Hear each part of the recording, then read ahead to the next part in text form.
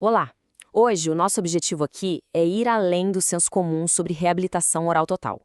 A gente vai transformar essa ideia de uma simples sequência de procedimentos para algo muito mais profundo, uma verdadeira filosofia clínica. Para começar, vamos direto ao ponto com essa provocação. Uma pergunta que desafia o que a gente vê por aí o tempo todo. Sabe, eu me lembro de um congresso internacional apresentar um caso complexo, com o título de Reabilitação Total. Eram dezenas de coroas, implantes, um trabalho tecnicamente, assim, impressionante. Mas no final, a pergunta que ficou no ar para todo mundo foi: o sistema foi de fato reconstruído ou ele foi apenas revestido? E aqui está a tese central que vai guiar toda a nossa conversa. A gente não está falando de volume de trabalho, de quantidade. Estamos falando de uma reconstrução sistêmica que integra a biologia, a função e a estrutura de todo o aparelho estomatognático. É uma mudança de paradigma de verdade. Então, vamos lá. Vamos aprofundar o que de fato separa um tratamento extenso, um tratamento de grande escala, de uma verdadeira reabilitação total. Entender essa diferença é o que define o sucesso clínico a longo prazo. O ponto crucial é exatamente este aqui. É, é fundamental a gente conseguir distinguir um do outro. Um conjunto extenso de procedimentos é uma coisa. Uma reabilitação total genuína é outra, completamente diferente. A primeira é basicamente uma soma de partes. A segunda não. A segunda é recriação de um sistema coeso. E essa é a mudança fundamental no nosso raciocínio clínico. E o que este slide mostra de forma brilhante é como esses fatores todos se conectam. O sucesso do tratamento depende totalmente da nossa capacidade de entender essa interconexão profunda. Não dá, por exemplo, para tratar a dimensão vertical de oclusão de forma isolada da biomecânica ou da adaptação neuromuscular. Eles são uma unidade. Se um falha, o sistema inteiro fica comprometido. Agora, vamos avançar um pouco e entender como essa filosofia toda vira prática. A reabilitação total, ela segue uma abordagem que é muito mais arquitetônica, estruturada. Pensa num projeto de um prédio, onde cada elemento tem a sua função, o seu lugar e sustenta o todo. E essa analogia, olha, é perfeita. Ela ilustra a mentalidade que a gente precisa ter. Não estamos só tapando buracos. Cada passo, cada mínima decisão, desde um pino até a coroa final, faz parte de um plano mestre. Um plano que garante a integridade estrutural e a longevidade do sistema inteiro.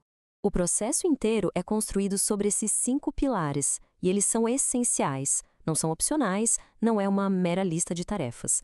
Eles formam a estrutura lógica, previsível da reconstrução.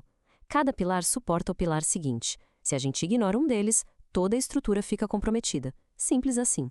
E essa arquitetura, é claro, não é construída sozinha. Pelo contrário, ela exige uma colaboração impecável entre várias disciplinas. A ortodontia estratégica, a periodontia bem executada, a implantodontia, todas elas precisam trabalhar em perfeita harmonia, sempre guiadas por aquele plano de reabilitação, para a gente chegar num resultado que seja completo e, mais importante, estável a longo prazo. Ok, com essa estrutura toda estabelecida, vem a pergunta de US$ 1 milhão. Quando e por que a gente indica uma reconstrução tão complexa?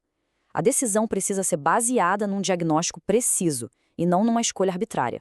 Essa tabela aqui resume bem os critérios objetivos que acendem o sinal de alerta para a necessidade de uma reabilitação total. Reparem como cada critério, seja um desgaste severo ou um colapso oclusal, está ligado diretamente a uma implicação sistêmica e não a um probleminha localizado num dente só. E aqui está o pulo do gato.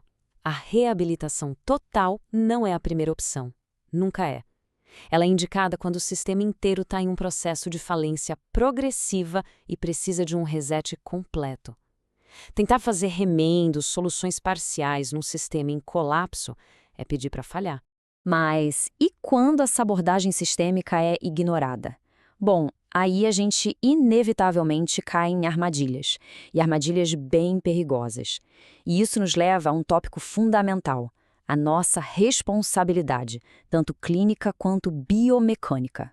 Essa pergunta aqui, ela nos força a refletir sobre as consequências de tomar o caminho que parece mais simples, que é o caminho baseado em volume de trabalho. É um caminho falho, e as consequências podem ser devastadoras, não só para a saúde do paciente, mas para a credibilidade de quem executa. E a gente não está falando de errinhos pequenos, são erros conceituais graves. Confundir o número de coroas que se faz com a complexidade real do caso, ou não testar uma nova DVO com provisórios adequados. Isso não são só falhas técnicas, são falhas filosóficas que comprometem o tratamento inteiro e levam a falhas catastróficas. E isso nos traz a mensagem final. Uma declaração poderosa que redefine a disciplina e resume a essência do nosso propósito clínico. Portanto, a reflexão final que fica é esta. A verdadeira maestria nesse campo não se mede pelo número de coroas que a gente cimenta.